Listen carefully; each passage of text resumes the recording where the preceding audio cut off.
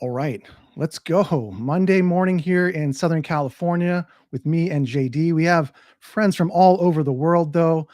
It's been a kind of a wild week, a wild weekend for Dot. Monday morning here in Southern California with me and JD. We have friends from all over the world, though. It's been a kind of a wild. Hold on, guys. Weekend for Dot.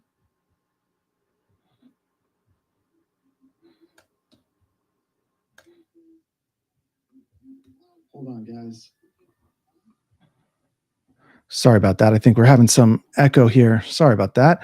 But let's get into it. Sorry about that. I think we're having some. I want to start with just the dot price action. JD, I'll look over at you. I'll let you share your screen here for a second. Obviously, we've seen dot move from last week. We were talking about $7.50, maybe $7.60, rising to $8. Now we're looking at closer to $10. I'll let you go ahead and share your screen, and you can take us through that. Cool. You guys can see my screen, right? Yeah, it's all fine here. Okay, perfect. All right, so for dot, right? So right now, we can see that the SRSI right here, right? If both lines right here, if we can cross above this green line, this 80 level, we could probably push up to this $12 region, which corresponds to these wicks here and this candle body close, right? So this right here is pretty strong resistance line, right? But right now, I'm seeing this bearish divergence on the RSI on the weekly chart, right? But to negate this bearish divergence, yes, we can see your screen. Okay. To negate the bearish divergence, if we can break the 73 level, this higher high right here, this right here is gonna start moving up. But right now, we can't ignore this bearish divergence we see on the RSI. And if this one plays out, I'm expecting at least maybe this blue line right here. This is a 21 weekly EMA, right?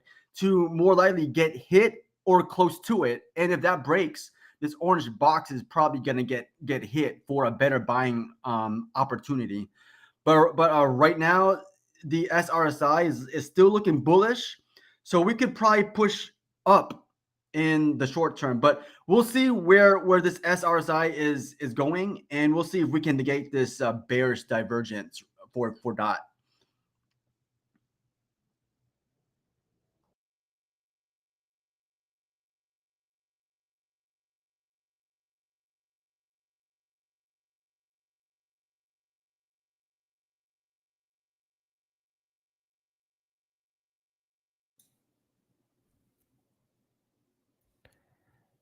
Yeah, maybe there's a latency for Jason. Still looking bullish, so we could probably push up.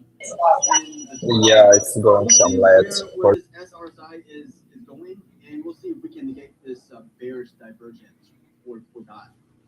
Appreciate that, JD. Yeah, sorry. I think we might be having a little latency issue, but hopefully we got that fixed. I apologize for that. But we'll check back with you here in a second. We'll go over some additional tokens here. I know everybody's excited about TRAC as well. Obviously, Bitcoin almost putting in a new all-time high as well. So I do want to go over, Jimmy, talk to you for a second because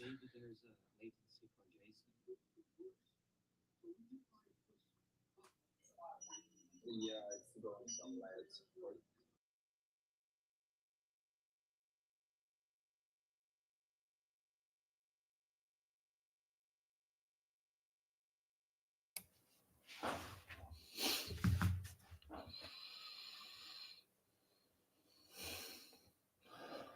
I'm ready whenever you are.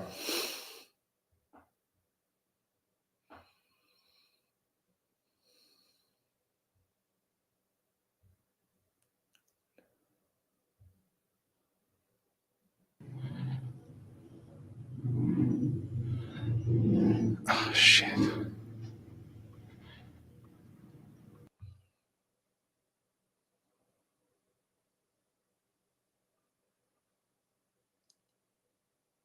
You want me to wait or?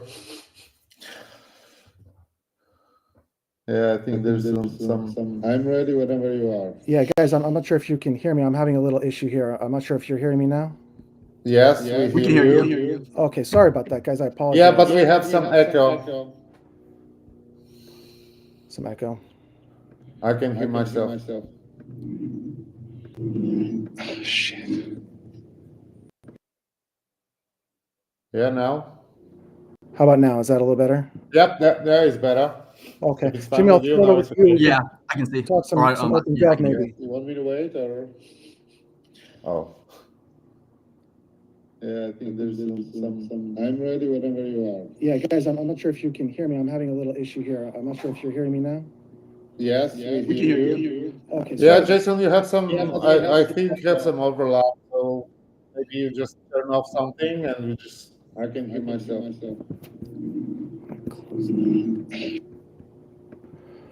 All right, I quit one of the streaming services. Maybe that'll make it better.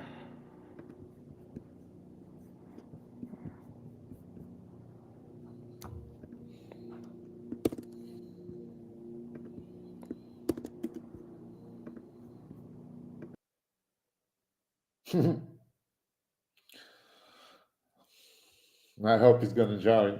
Oh yeah, join back. Yeah, I think it's probably from the restream Yeah. latency here. Yeah, guys, we didn't have the issue last week, so I'm not sure. Looks like I'll be. No problem, Jason. I don't know if you hear me better now. Yep. Yeah, now I can hear you. Yeah, it's good now. Okay. All right. But we don't see. I don't. I can see you. So. I don't need to be seen, but Jimmy, Okay. I'll if you want to take us through some of the OpenGov proposals and what's going on over there, start there. I don't know what's like. Maybe I'll start from this decentralized voices program to get the audience in. So there was like decentralized voices is the program launched by Web3 Foundation, where the Web3 Foundation was nominating like the nominated 7 members of the community for the Kusama, and as I think 6 members of the community that applied. They nominated it with the vote, governance votes, delegated votes, and each of the participants received like the 6 million vote weight delegated on his account. So there is like me for the decentralized versus for Polkadot. There is me, Polkadotters, Kukabi from Helicon Labs, William from Talisman, Saxenberg, and Polka World, the Asian community. So there is us, like 6 people, as far as I count.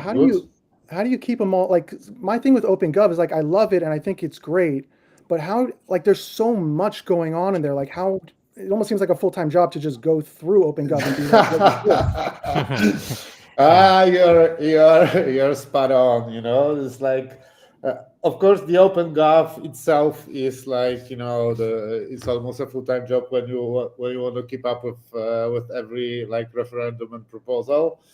So of course, like it's almost impossible when you have to deal with other things around and all your private life. But but when we applied, I think that we were a bit aware of that. So yeah, it looks like almost a full-time job. It's not only about evaluating proposals, but most of the time it's like speaking with the proposers, discussing the proposals, having calls with them, discussing. We are discussing like between all of the 6 of us, the decentralized voices delegates, how we see.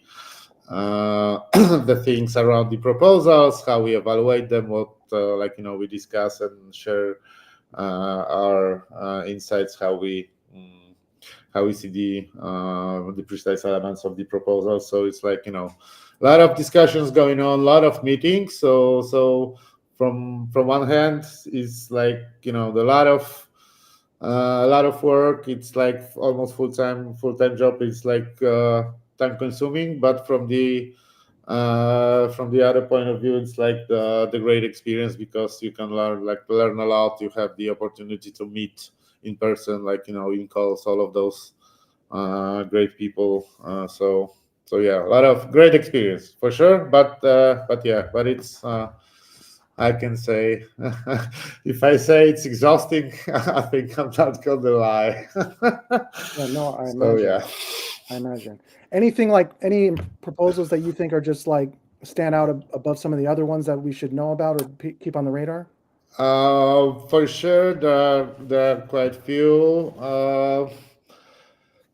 I guess the most interesting ones are focused around so-called marketing and business development that everyone is discussing around Polkadot. So there are like few proposals regarding the games bounty initiative, for example, and the curators for the games bounty. This is quite interesting. I think the guys from Neurolanche, Leo, would also be interested in that one. There is also BD Bounty that is focused and aimed to bring the best business development heroes, like not only from the Polkadot ecosystem, like from the inside, but there are also proposals that are posted by headhunter agencies that aim to bring the business developers, people who can bring some business development to Polkadot from outside of the ecosystem. So those are being discussed quite intensive. What else? There is this transistor proposal. Transistor is the entity founded by Peter Morik. So the guys are looking to take care of the business development for the North America region. So they are looking to to secure the office space that would be a business hub, co-working community, co-working space, aimed to serve as the space, as the hub to develop the community in North America, and basically New York. It's aimed to be located in the business district of New York. So this is being discussed. They asked for $2 million for the 3 years operations of the office. A part of that, Transistor has their business development proposal posted under the Decentralized Futures program. So they're doing it two-way, you can say. So it's one way is the proposal for the Polkadot governance OpenGov about the office space, and simultaneously on the other road they are asking, aiming to join the Decentralized Futures program. So they're those are mostly discussed. So the marketing proposal, business development proposal from Missing Link headhunting agency. There is this transistor proposal, marketing bounty. And there is the marketing bounty refill. The marketing bounty is led by Giotto, and there was 8 curators. Recently, I was invited by Giotto to join also as a curator for the marketing bounty, because they reached to the treasury to refill the bounty, because the first tranche was already spent. So they're refill the bounty with 250K, as far as I know. And because of that, they want to extend the curator set to the 9, and change the threshold from 4 from 8 to 5 from 8. So, and Giotto sees me also like some kind of overseer from the community, some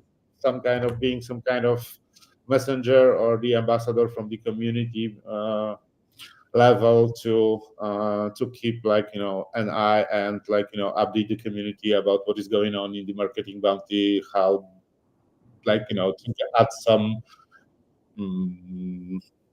call it transparency level or something like that. Yeah. So I'm really happy to to contribute and share my time there. So as you know, as you see, Yeah, there's more some stuff going things on. around, more and more things around for me. Yeah. So yeah. busy time, but Yeah, it's busy. It's good stuff, though. I mean, it's exciting times, and it's exciting time, I have now. So really, really, uh, thank everyone who put me on this horse. yeah, absolutely. And we'll transition a little bit. Leo, I want to talk to you and Gustavo a little bit. We were talking before. I know you guys got a lot. Jimmy's busy, but you guys are obviously busy as well with what's going on at Neurolanche. Some exciting things, not just with what you guys are doing, but what we're starting to see with DOT is that a lot of these parachains and projects and applications, however you want to call them, are starting to utilize each other's technology, really work together, and this ecosystem's definitely starting to grow. So I thought maybe you could tell us a little bit, and Gustavo as well, about your background as far as within this ecosystem and what you guys are doing right now with Neurolanche. You can hear me right now, right? Yes. Okay. Well, firstly, thank you so much to Jason to invite us. I'm so excited to join this stream. Let's start from the introduce myself. I am Leo. I am the co-founder of Neurolanche and also CEO of Neurolanche. Also, I'm making academic career in AI engineering, also neuroscience, basically psychology. On this period, let's start from the background or founding process for Neurolanche, because it has a little good story, and also I'm gonna explain how we joined the Polkadot ecosystem on this period. To be honest, when we created the Neurolanche, it wasn't any blockchain project. We created Neurolanche at 2020, end of the 2020, and when we created Neurolanche itself, we were focusing to make research about Alzheimer's stuff, because I was a student at my bachelor. I was near to finishing my bachelor, and I was focusing to here making research when I was making internship at the hospital. On this period, we wanted to focus how we can calculate the Alzheimer's potential and other things when we created the Neurolanche. But after it, at COVID-19 process, we saw, how can I say, cryptocurrency trend. To be honest, I am a so early joiner in a Polkadot ecosystem, also cryptocurrency. And on this period, I was also so interested with the cryptocurrency every time. It's also blockchain technology. And on the COVID-19 process, what we saw, and the health sector stopped, education sector stopped. And on this period, we saw different blockchain trends. Firstly, one was the metaverse trend, and on this period, we started to think with my friends. All right, we are seeing a lot of metaverse project, but this metaverse project is trying to create some GameFi products. But as a psychologist and also as a developer, we were discussing with my friends, who is a co-founder of the Neurolanche, also Ahmed. He is a VR developer in Turkey, and we started to discuss with Ahmed. Hey Ahmed, it is real metaverse. This project is real metaverse project, or they are just trying to focus to follow the trend to build the project. Then when we started to think like that, we saw some couple problem on this period. Most of projects was trying to build some product, but this product is not focusing to real life. And as a Neurolanche, we started to make a lot of research about how we can create a real metaverse product to support and add benefit for the humanity. Then after it, near to 8 months research, we wrote one white paper, also which with analyzing the human psychology and also sociological structure. It was a Neuroverse white paper.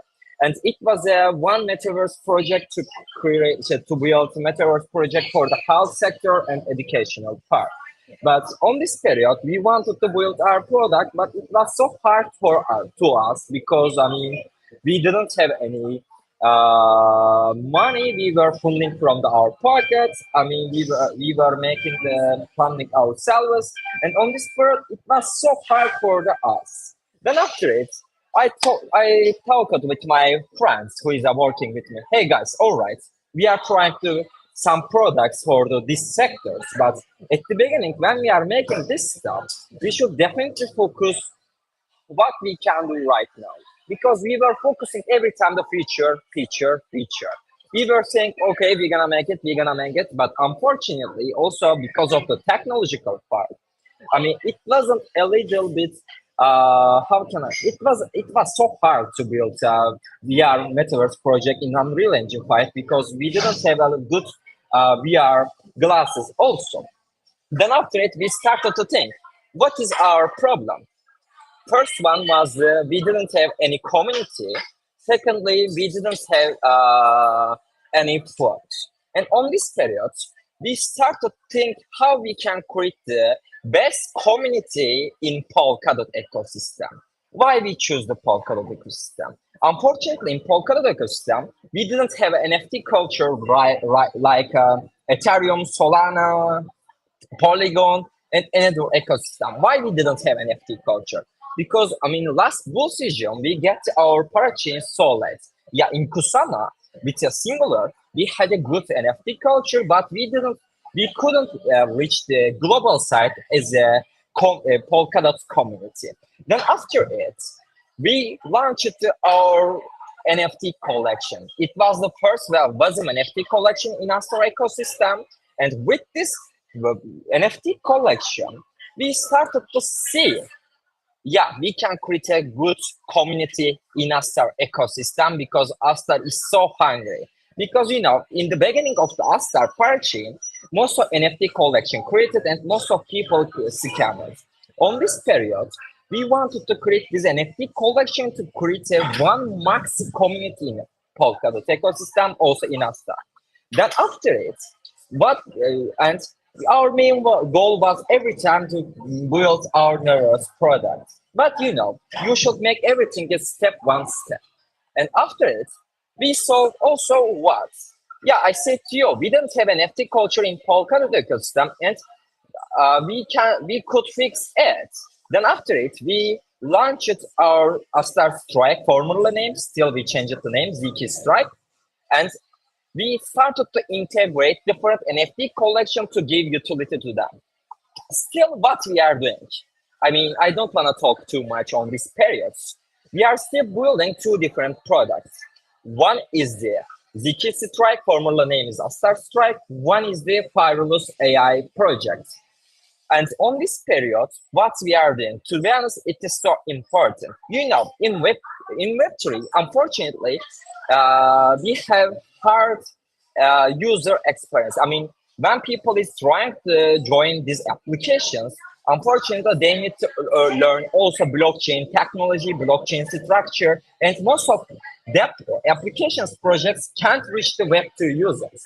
On this period, after we solve these problems, we started to make research about account abstraction to create a basic user experience in our product. Still, we are building our GameFi product, ZK Strike, and we're gonna launch ZK Strike in mobile sites in a couple of weeks in the March. Also, we're gonna launch our AI product. To be honest, I am so excited for AI product. I mean, if you wish, I can explain later after finishing this process. And we're gonna launch our AI product in also mobile. And what we are doing when we are launching this product, we are using Polkadot structure. What we are using? We are using in AI product PAT contracts and we are using Aleph Zero. We are using Astar ZK VM to integrate also smart wallet integration, also paymaster model. And on this process, when we are building all our products, we are actually adding to Web2 side too. Because when you are going to outside, anybody doesn't know in Europe, basically in Italy, what is blockchain. In this period, we want to hide the blockchain structure behind of the applications, and we want to reach these people with using that abstraction structure. For example, 2 days later, we're gonna launch our AI product. And most of people is asking us how we are building two different products at the same time. We have still 23% in our team. All these members is not, I am not saying all people. We have more than 12 developers. We have actually a lot of people in our team. Still, we separated our team. one side is focusing to ZK Strike, one side focusing to our AI products. And after this step, when we're gonna finish this stuff, we're gonna focus to our main goal, Neurolanche. I mean, if you have any questions, I can answer it, but I am giving to you this conversation right now. Yeah, Thank you. I can feel your excitement. I can feel it. It's exciting times too. So, This is like sorry to jump in. It's like the one thing that it's I think it's very important to highlight. It's what Leo said. It's like now Polkadot is at this stage that you can easily and seamlessly leverage the all of the parachain technology, and just combine your idea and build your product and your business upon all of those Lego blocks that you can pull everything you want, like every piece you want to combine your business on, like every single element of the application, smart contracts here, NFTs there, the marketplace you can leverage from some other parachain. So this is like the moment when we finally have the infrastructure and the ecosystem so seamlessly connected that this is the time to unleash your creativity and come and build, and this is finally all possible. it's kind of like, everybody talks about secured by Polkadot. This is kind of what it means. Like, you have this infrastructure. Now people are building on it. Layer ones, going to be layer twos. And, there's going to be, we talk about this all the time, but like beyond finance, whether it's gaming, whether it's, other projects, AI, machine learning, all of these things. So it's pretty exciting. I appreciate that, Leo. Yeah, to be honest, what we are seeing here, Polkadot has a very good structure. But I mean, Polkadot hasn't a account abstraction yet. Yeah, it has, but it is not too much developed. On this period, actually, why we are using the layer 2 side with using the Polkadot ecosystem too. For example, we are using FAT contracts in our GameFi product to make a randomization, to make more decentralized sites. And also, we are using FAT contracts in our AI product. Why we are using FAT contracts, for example? In AI, it is so important to secure the data, because when you're gonna start to use our AI product, I mean, actually, we're gonna reach to your data. And to be honest, blockchain technology is meaning to secure your data. In FAT contracts, in Hala network is helping on this process. For example, Aleph Zero, in AI product, you need to make some legal setup. For example, when people is joining to your AI product, they need to sign some forms. I mean, for example, we are using Aleph Zero on this period. Why? Aleph Zero is a software, and also we wanted to make everything decentralized. I mean, if you're gonna ask me, what is blockchain? To be honest, blockchain is using to real life. It is why actually we are focusing on different steps. We are trying to use some parachains use case in our product to show the people. I like it. Yeah, can I add something too, Jason, Please. about like our development, like Leo mentioned, is that we are one of the first projects using Unity and on Polkadot too, so that's one thing that was important for Polkadot in terms of using the technology of Unity and integration with the Web3 and the gaming engine, and after this, we can, like Leo mentioned, account abstraction is something right now on Polkadot with the palettes. There's some very small tech yet, it's not very developed. That's why we're using some different sectors on this. We even talk with Talisman and others around this. But the point, like Leo mentioned, is that if we use all this infrastructure that Polkadot already has, like the parachain, so you can scale a game better than eventually like a layer 1 chain, because you have this all concentration of gas in one chain. With Polkadot, you can eventually do this fractal like a scaling, which is very good. And at the same time, you have XCM, so you can transfer like assets, can be assets in a game, can be assets in different applications, like interoperable with no centralized bridges. We are seeing like on Ethereum side, a lot of bridges being exploited and so on, because they never thought about this multi-chain world. You know what I mean? And Polkadot already has this technology from the beginning, and we have a much more advancement on this in this matter. You know. Yeah, agreed. That's an interesting point too. Uga, I know we're going to be talking a lot more about Neurolanche here in the next couple of weeks and months. I was reading your next 100 days. You guys got a lot going on, but I just want to shift over real quick, JD. If we can go over to you, because another project people are, the token's been taken off. They just put out a new white paper as well. Is Origin Trail, and I know within this community there's a lot of excitement. Well, I don't know if you could maybe share your screen, put it up here right now, and let you take Yeah, us guys, through can you see my screen? it is up there. Yeah. Okay, perfect. Yeah. So what I see here is I believe so here then on the RSI we negated the bearish divergence here. That's why we're pushing up. If we break this line right here, what price target is this? 2.42. If we can have a body candle close, a weekly body candle close above it, we can probably head up to price discovery, right? But right on now, it's still the bullish. The SRSI is still in a bullish momentum here. So if both of these lines go back below the 80 level, this green line, if it goes down here, I believe this orange box may get hit for a better buying opportunity. And keep in mind that this box right here is assumes that the local top is hit. If this one here goes up, this box right here is going to change. So it's going to be higher than it currently is. But for now, this thing assumes that this top right here is the top. So looking at this chart, it's on the macro view, it looks very, very bullish. But we need retracements down for a healthy market. So if we can bounce off in here, maybe a wick like this, then it can probably head up really fast. But right now, it looks like bullish momentum is in the cards right now. So we'll keep an eye on this target right here for now.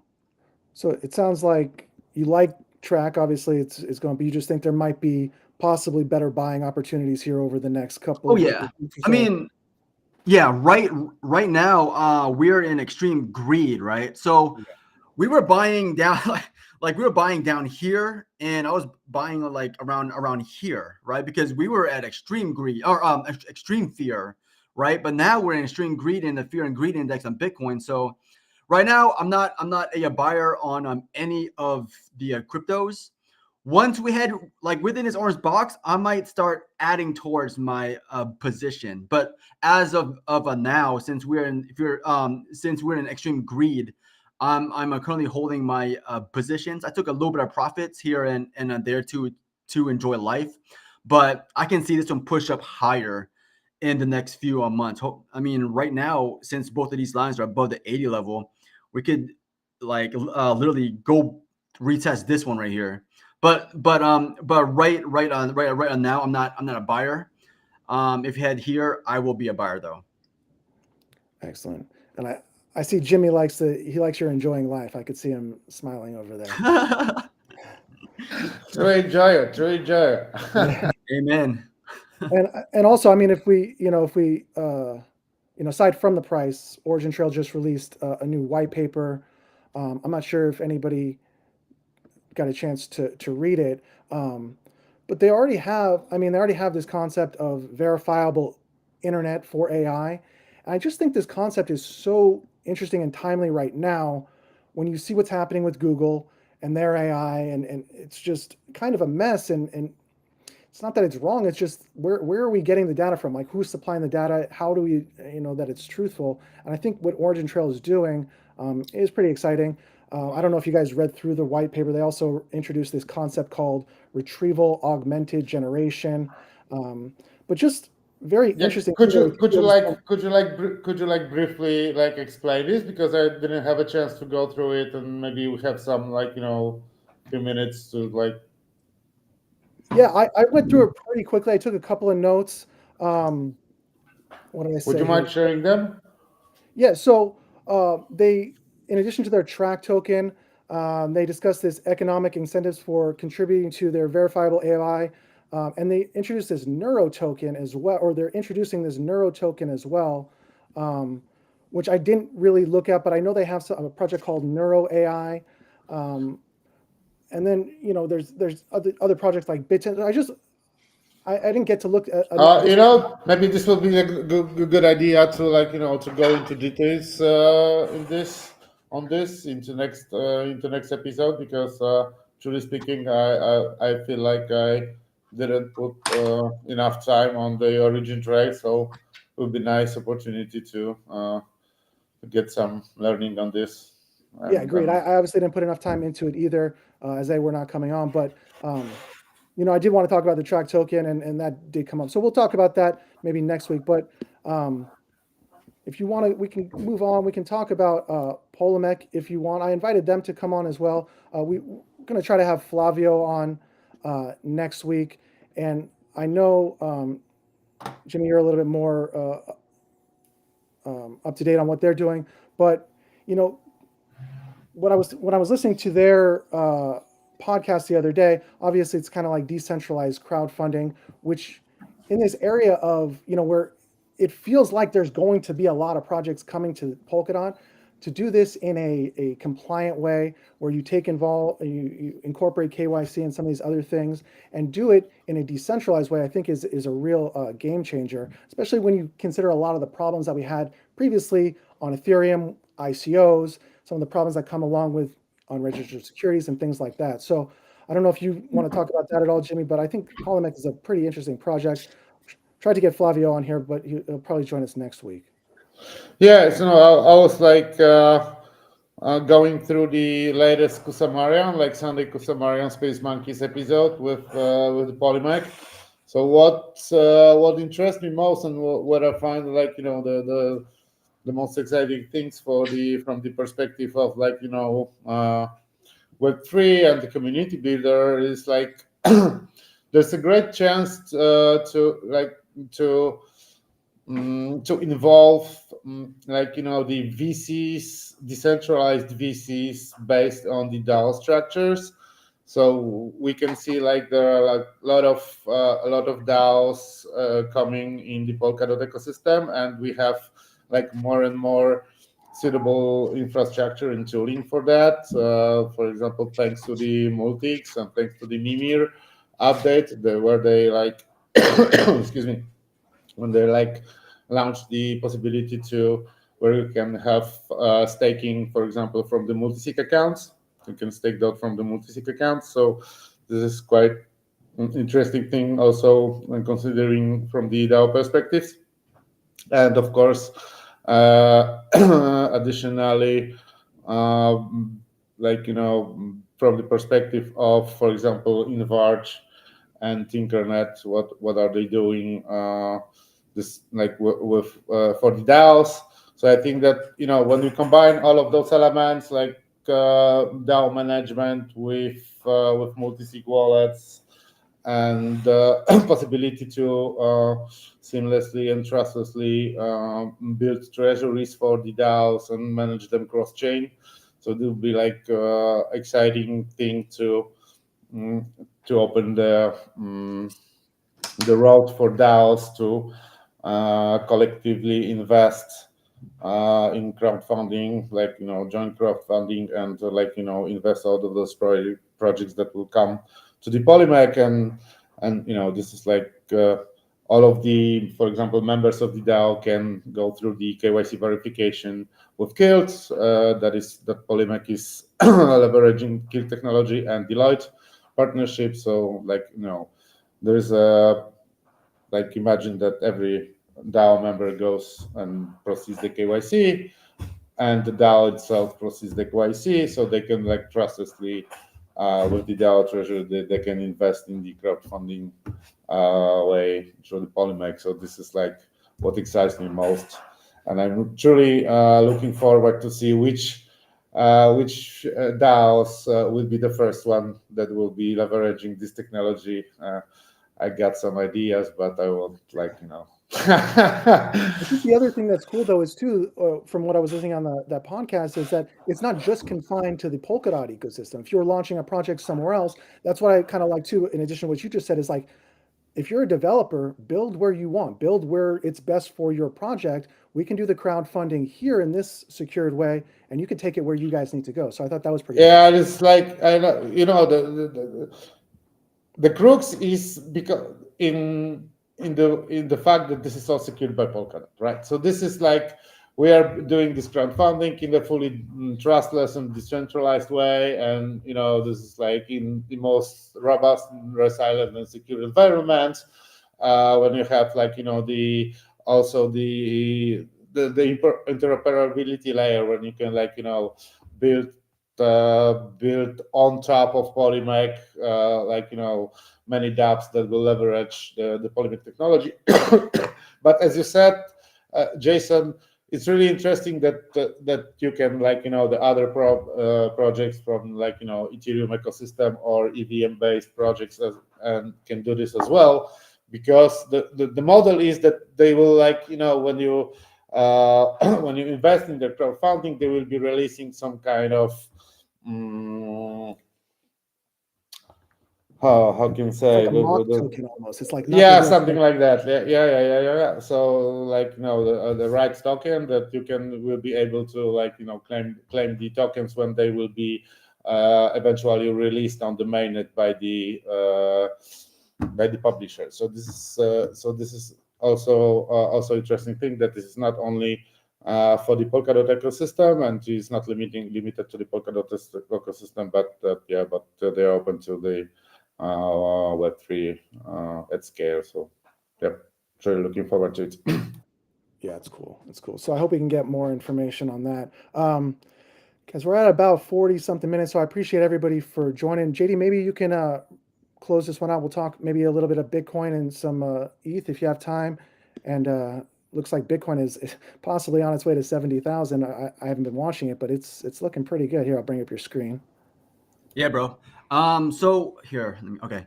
So for BTC, so this is on the macro view, right? So the monthly chart. So basically, the daily time frame, the hourly time frame, they have a lot of noise, right? So, and a lot of false signals on there too. But if we take a step back and look at the macro trend, we're still in the early phase, right?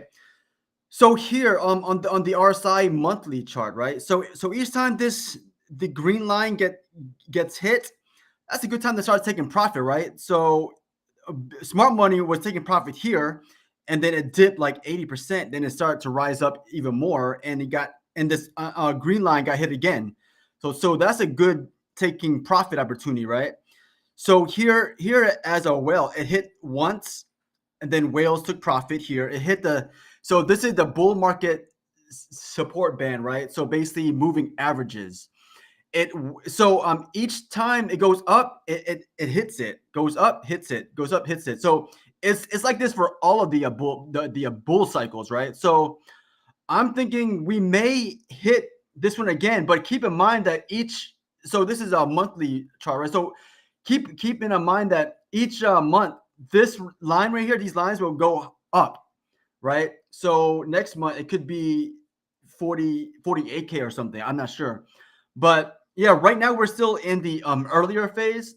Once we hit this green line right here, I'm gonna start taking some profits off the table, especially some of these altcoins I've been holding. I've been buying during the extreme fear, and then I'm just gonna write it up because yeah. So and on this SRSI, each time all of the both of these lines cross above the 80 level, the green line here, it shows a parabolic move, right? You see that here too. So this is the COVID crash, right? So this is just noise right here. I mean, even though it crashed like, I don't know, 80% or something, I'm not sure, but both these lines crossed above the 80, right? So basically it went up, right? Like right here too, back in 2012, right?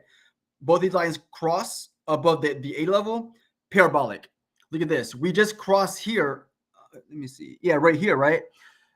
And right now we're still going parabolic, right? So once this green line crosses or this green line gets hit, I'm gonna start taking some profits off the table to de-risk and enjoy my life. So that's BTC. Let me show you ETH really quick. Sure. All right, let me know you see the screen. Yeah, it's up there.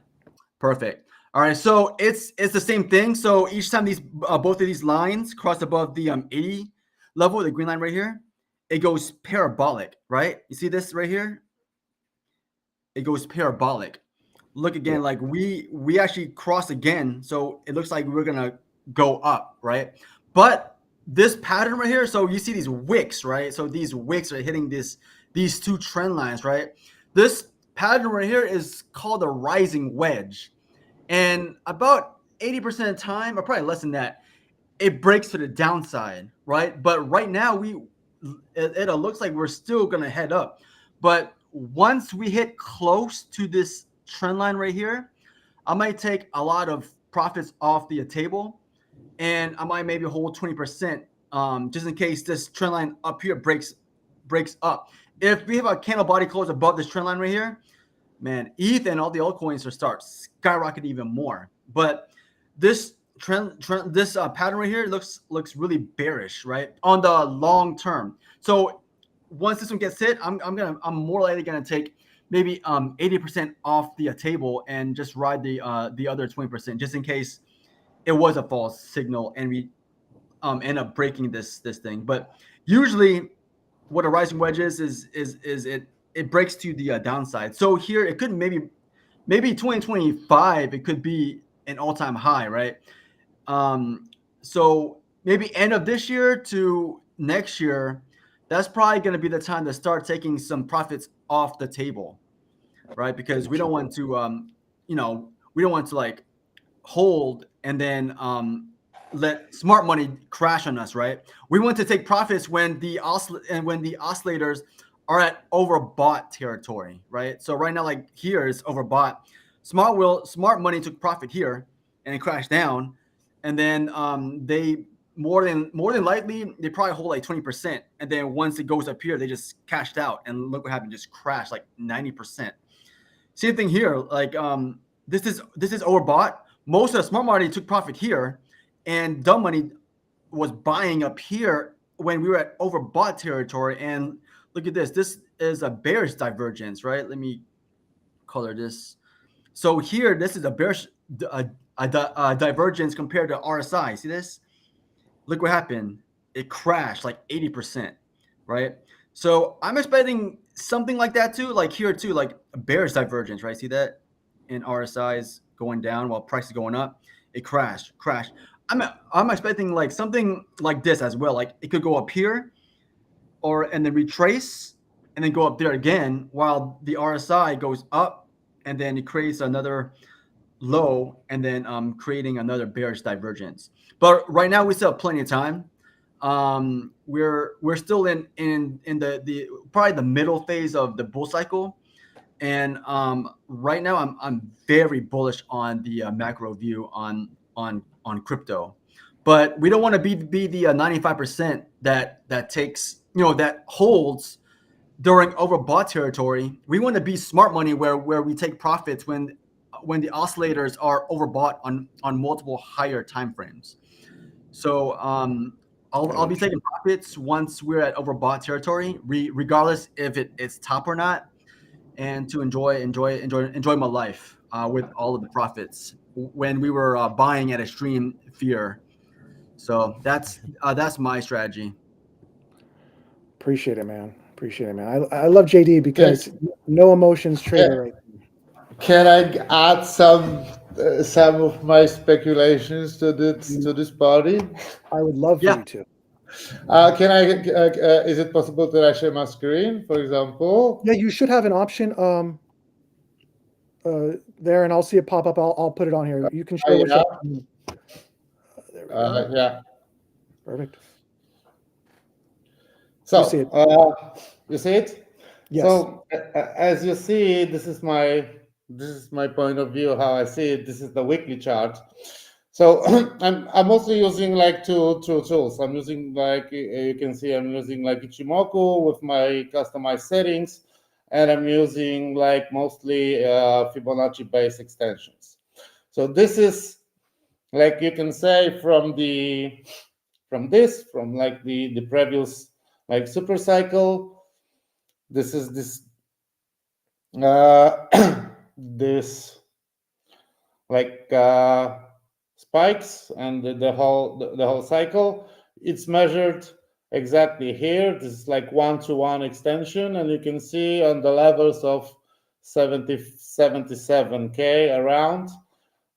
It matches with the 1.78 Fibo extension for the for the trend-based extension level. So like this rise will be will be sorry, it's 1-to-1. So it will be this rise on this level 77k will be exactly the same as this one. So as also as you can see, we can have like the macro channel here that that there is this like the space where everyone should be looking for if we will breaking up, it will breaking at 70,069k. So 77 it should be some kind of level where we can see some more price action and taking profits from the whales. So this is like something really interesting to look for and look for price action around these levels. And if you see the Ethereum levels, this is exactly the same. They were like I was measuring this rise, and it's like we had this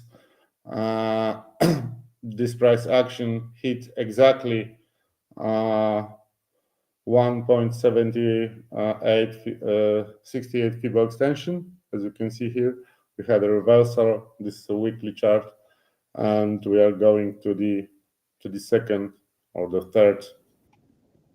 You can see it's like 1, 2, 3. So it's the third phase of the 5 phase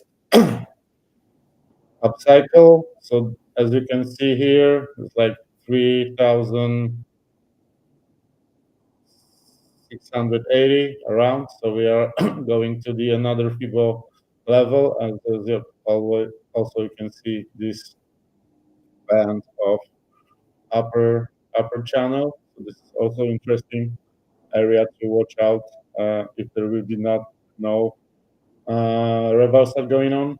And another one, as you can see, is also will be around 3,600 if we will go to the fifth wave, fifth wave of the cycle. So this is like my point of view. I want to drop in. I don't do technical analysis, but my analysis is DOT was $54 a couple of years ago when nothing was built. Now all you guys have built an entire ecosystem. It's got to go more than like it just only makes sense. But we'll keep watching. I appreciate the breakdown there. Guys, we've gone a little bit over. I appreciate everybody sticking around. Anybody want to final thoughts or anything else you guys want to close with? I'd love to have you guys on again. We'll do this again, hopefully. I will try to avoid the technical issues on the next time. We'll maybe get that a little bit fixed up, but anybody have anything else to add? Yeah, I will be having because I mentioned in the beginning about the transistor proposal regarding the American New York office. So I think that I will be hosting a space maybe this week if we will be able to to catch up with the Peter and Dune, and we will be discussing the US market. So it will be great, Jason, if you can join and then maybe put some your point of view, how you see the Polkadot culture and how it's being developed and how is it driving the community So yeah, it would be super interesting to if you could jump in that and would be share great. your That insights. would be great. I'd love to. I'd love to join that. And yeah, that's excellent. I think, you know, it's a work in progress. I think people sometimes complain about it. They don't like it. But look what other people are doing, and it's still early days of this. I think we're, you know, the support and the steps that are being taken are pushing in the right direction. So I'd happy to do that. And Leo, Gustavo, I really appreciate you guys stepping in as well. It was great to learn about Neurolanche. Thank you so much. Can't wait to learn more. So Thank you so much, reach Jason. out to you guys for the again opportunity. to come back. No, thank Thank you very you. much for your time And- and to explain our project. Thank you. Excellent, guys. I appreciate that. And then, of course, JD, you can find him on Twitter. He's putting out, or X, he's putting out stuff all the time, different coins. He's on Patreon as well. So I appreciate JD you joining. Guys, thank you. We'll do it again. Thank you. Sounds good, guys. See Thank you you very then. much. Ciao. Thank you, guys. Arrivederci. Bye bye.